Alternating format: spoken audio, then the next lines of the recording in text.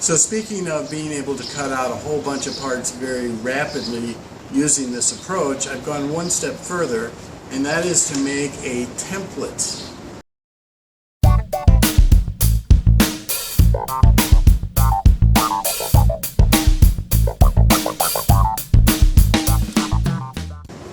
Now let me show you how this works. This is actually made out of reclaimed particle board from a piece of furniture.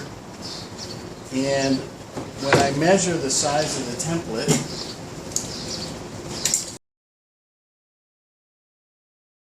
the long edge measures 17 inches and the short edge measures 10.5 inches.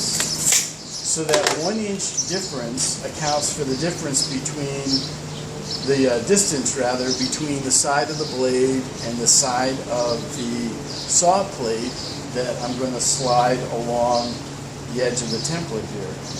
So to use the template, all I do is line it up just by feel, putting the template flush with the edge of the board, my MDF here.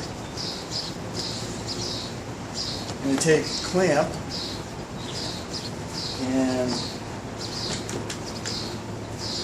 clamp it down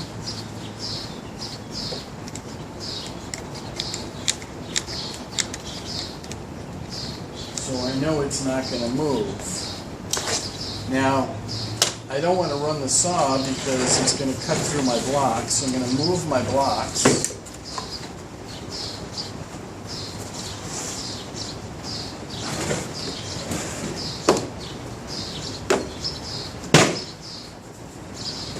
Put this one, the short one, right underneath here.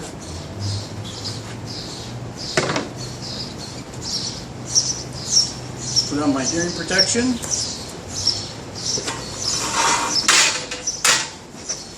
Put in my battery.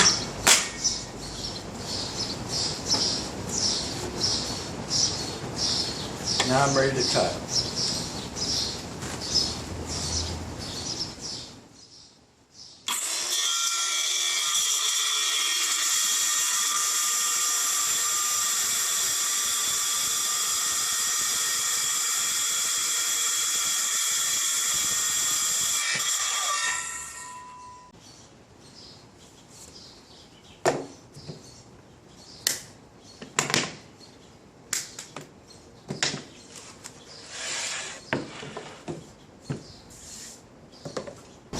So now if I measure this piece, I get the same 18 inches that we had before. And now the short side measures 11.5 inches.